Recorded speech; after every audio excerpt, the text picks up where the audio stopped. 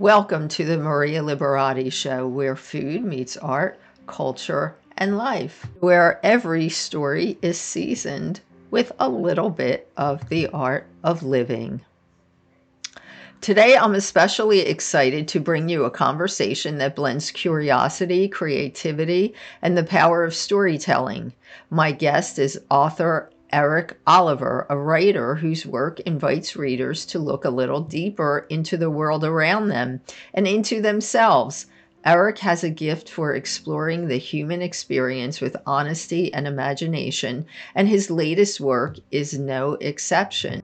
And as you know, here on the show, we love diving into the stories behind the stories, what inspires a writer, what shapes their voice, and how their life experiences simmer together to create something meaningful on the page. And Eric brings all of that and more.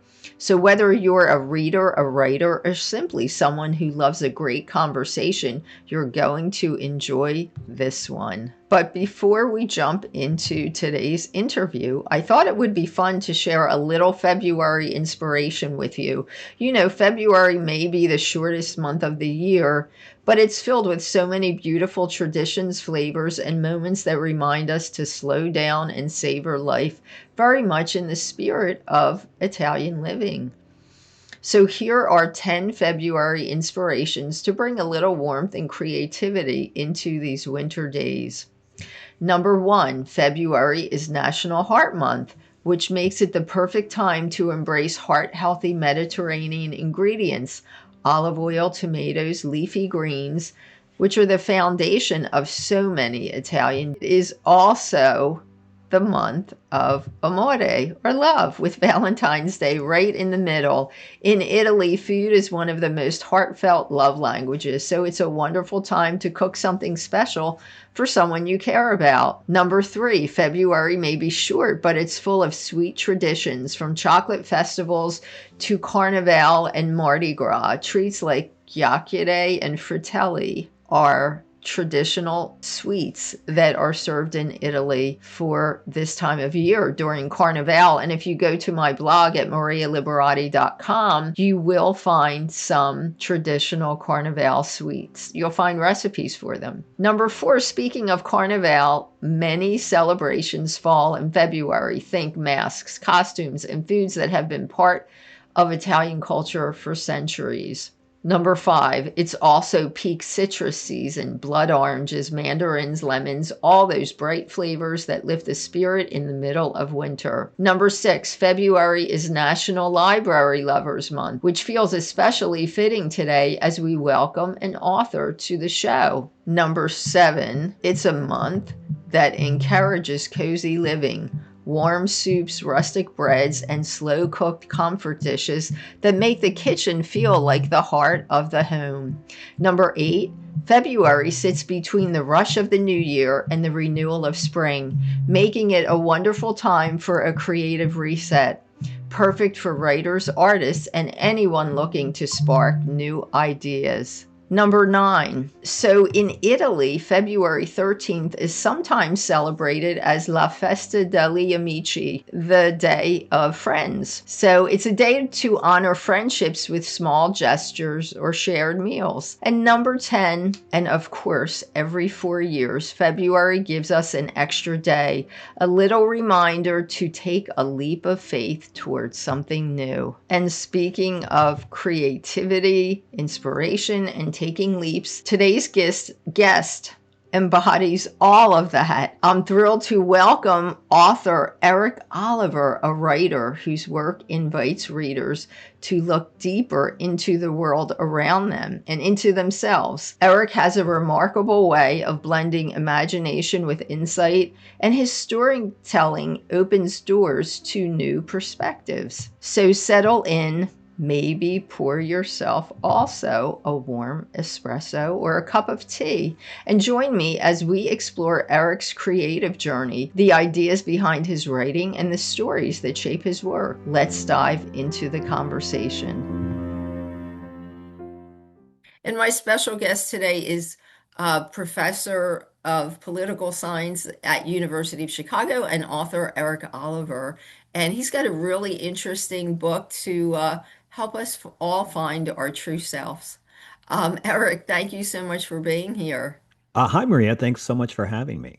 Sure. So, what gave you the inspiration to write this book? So, this book comes from two sources, one Uh-huh. of which was my high school English teacher, Mrs. Malone, who one Uh-huh. day wrote, "Know thyself" on the blackboard. And she Uh-huh. said, in these two words were distilled all the collective wisdom of the ancient Greeks, those Oh. marbleized heroes who founded poetry and mathematics and Uh-huh. democracy. And she told us if we wanted to live a meaningful and liberated life, we'd have to know ourselves. And Uh-huh. so I took her words to heart. And Uh-huh. so I spent the next 30 years of my life Uh-huh. reading deeply into philosophy and psychology, going on long meditation retreats, Uh-huh. traveling through Asia, seeking out gurus Uh-huh. and priests and wise people, Uh-huh. and eventually ending up at the University of Chicago Uh-huh. on the faculty, Uh-huh. where I thought this would be a great place to discover these types of truths. And I started Right. teaching a class on this. Uh-huh. And it was combining all my various interests in psychology and Buddhism and neuroscience and philosophy. And Uh-huh. my wife, Thea, said, "Oh, you should call the class Stuff I'm Interested in," Uh-huh. which was partly true. Uh-huh. But more to the point, it was just, I thought I wanted to offer something meaningful to my students to try to explain what's behind this experience of being that we Uh-huh. all have. What is Uh-huh. really, what's going on beneath the hood here? Uh-huh. So I started teaching the class and I've taught it for 20 years. It became very, very successful and popular. Uh-huh. And then I met a lot of adults who were like, "Oh, that class sounds great. Do Uh-huh. you have a book to recommend?" And I had, Uh-huh. well, I have like hundreds of books to recommend.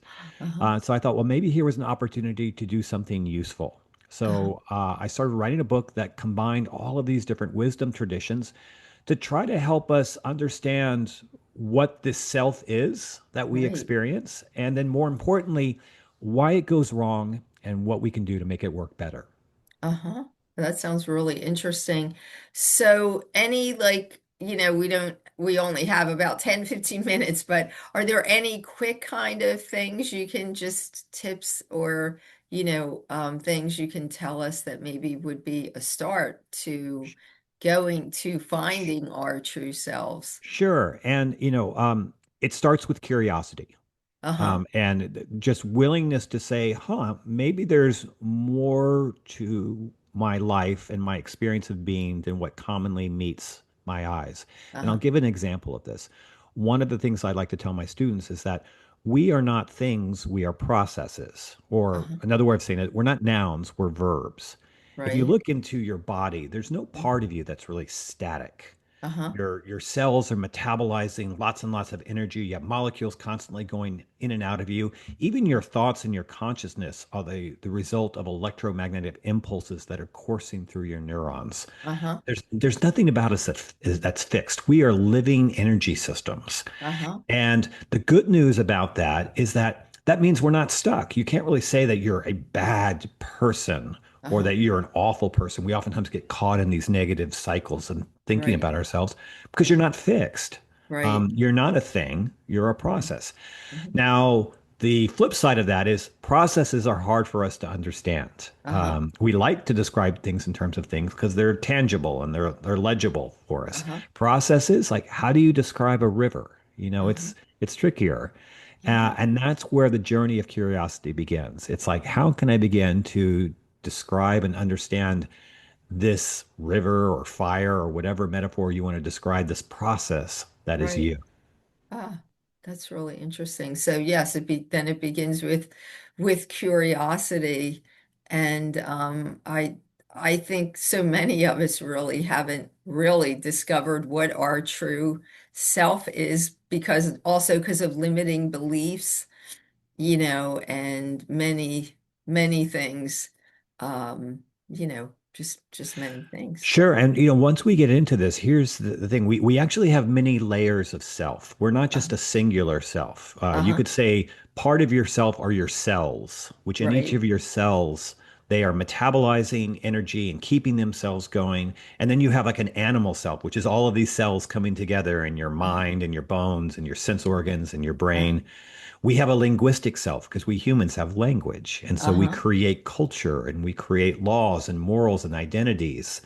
And then we have an egoistic self on top of that. And that's our sense of identity, our sense of personal identity. Uh-huh. And the funny thing is, we mostly identify ourselves with this egoistic self. Oh. And we know this egoistic self through stories. Uh-huh. So if you think about like how do we typically know ourselves? Well, oftentimes we'll either know ourselves through our religions, and Uh-huh. religions are based on stories, or Right. maybe we know ourselves through therapy. And what is therapy? Therapy is going in and dissecting your stories.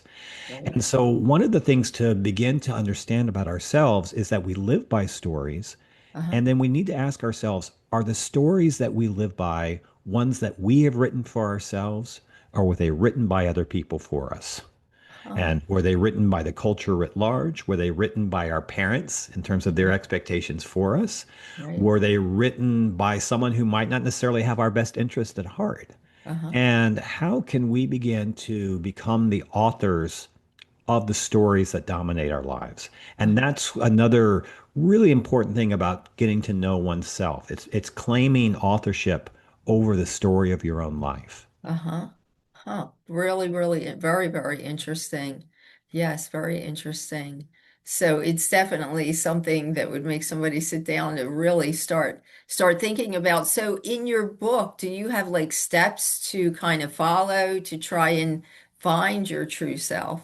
Yes, and I think that's the key here is to understand that the way we have a well-optimized self, if we really want to thrive, and by thriving, what I mean is it's not just getting like a toned body or making $1 million or Right. whatnot.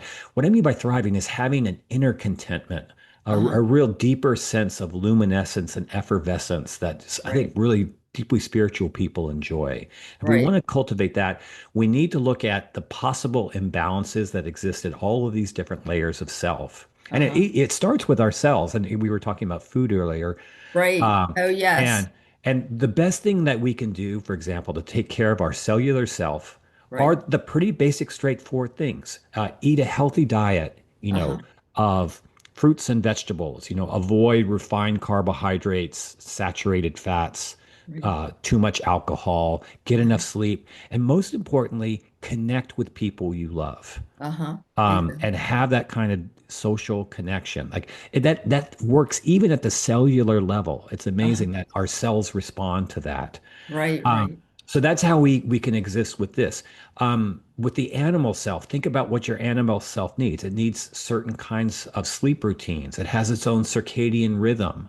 Uh-huh. So we need to honor and respect all the dimensions of our animal self. Uh-huh. This linguistic self and this egoistic self, um, we should at some point just begin to examine like I said earlier, are the stories we live by stories that we wrote. Uh-huh. And even if we don't want to necessarily go into therapy or something like that, even doing something like just beginning to write down a journal, Uh-huh. or adopting some take of gratitude. And I'll give an example of this. I have a lot of students who are the children of immigrants, Uh-huh. and their family came from the home country here, left behind all their family and friends, made huge sacrifices. Uh-huh. And these kids carry around this tremendous sense of guilt Uh-huh. from like, oh, my parents gave up everything and I'm the Uh-huh. vessel of their hopes and dreams. Right. And I say to them, I say, well, you didn't ask for that, Uh-huh. but you carry it around. And so, how do we take that circumstance and transform it and transform that feeling of guilt, perhaps to a feeling of gratitude? Uh-huh. And once you begin to shift the interpretation of that particular story, a very big change happens within them, and they begin to understand their relationship with their parents differently and their whole vision of what they might become differently as well. And we can all do similar things. Right. So you're saying the that there's this feeling of guilt, but to change it into gratitude, but how would that change into gratitude? I'm just curious because there's a feeling of guilt. So how would you transform that into gratitude? So you have to understand what guilt is. Guilt is Right. our basically minds punishing themselves. Right. It's guilt is painful. It's a Yes. hard emotion to carry around, and it's there to basically regulate us so that we keep in line with the norms of our group or the Right. expectations of our parents and whatnot. Right. And so, how do you tackle guilt? Well, you at first you've got to recognize, oh, when am I feeling guilty? Uh-huh. And begin to have the terms to say, oh, that's my guilt talking right now. Mm-hmm. And then take the next step, which is to say, is this guilt helping anything? Is Right. this feeling of guilt really accomplishing anything? Or is Uh-huh. this just an echo of something that's long gone past? Uh-huh. And then once you're in that space, you can Uh-huh. say, is there a way to take the storyline that my mind's concocting that's based around the guilt Uh-huh. and rewrite that story around gratitude? Uh, So every time I keep saying, oh, I'll never, I'll never be good enough to, make mom happy. right, right, But rather than that, sort of saying, thanks, mom, for everything that you've done for right. me. Exactly. I understand now. Yeah, that's great. That's a great, definitely a great idea to Um, I'm going through these really quickly, but right, in the book, which is right, How to Know Yourself, I right. sort of describe all of this in much more detail, and I Uh-huh. offer both kind of a more in-depth perspective on what's behind this experience of being, and Uh-huh. then some kind of simple strategies that we can employ to try to rebalance ourselves and live in a more fulfilled way. Uh-huh. That's great. Sounds really, really good. Sounds like a very, very very, very helpful book. Um, so it has been released, I'm assuming. Yes, yeah, it came out on January 6th. Oh, okay. So it has been released. And I guess since we're almost out of time, can tell people where they can find that, or is it just wherever books are sold? It's wherever books are sold. There's Uh, also an audiobook that I narrated. oh, People are great. welcome to listen to as well. You can get that on Audible or other places where you can get audiobooks. Exactly. And do you have a website or I do. You can find information on uh-huh, jericholiver.com. uh-huh. Okay, so Um, people can also, and I'll try and have that put on my website when when the podcast airs. So that sounds great. Really, really interesting. Very, very interesting. Much success with the book, and thanks so much for being here. Maria, it's great to meet you, and thank you so much for having me on. You're welcome. And that brings us to the end of today's episode. I hope you enjoyed this conversation with Eric Oliver as much as I did. There's something truly special about hearing an author talk about the ideas that shape their work, the sparks of inspiration, the quiet moments of reflection, and the courage it takes to bring a story into the world. Eric's insights remind us that creativity isn't just about writing or art. It's about paying attention, staying curious, and letting ourselves explore the deeper layers of everyday life. As we move through February, this month of heart warmth and little bursts of inspiration, I hope you carry some of today's conversation with you. Maybe it encourages you to pick up a new book, revisit an old passion, or take that small leap towards something that you have been thinking about. Thank you as always for joining me at this table where food culture and storytelling come together. If you enjoyed today's episode, don't forget to subscribe, share it with a friend, or leave a review. It helps our community grow and brings more voices to the conversation. And until next time, I want to thank my producer, as always, Britton Roselle. I'm Maria Liberati, reminding you to savor the little moments, celebrate the simple joys, and keep finding the art in everyday living. And you can find me at marialiberati.com, on Twitter or X at Maria Liberati, on Facebook at Chef Maria Liberati, on Instagram at Maria Liberati, on Pinterest at Maria Liberati, our YouTube channel, The Maria Liberati Show. On Vimeo, you can find video, and that's at Maria Liberati, and my Gourmand World Award-winning book series, The Basic Art of Italian Cooking. You can find that at Barnes & Noble, on Amazon and Kindle, and you can also find audiobooks on Amazon and Kindle. They're audiobook versions of the book series, and you can also find the books at the publisher's website, artoflivingprimamedia.com, and really anywhere books are sold. And until the next episode and next week, peace, love, and pasta.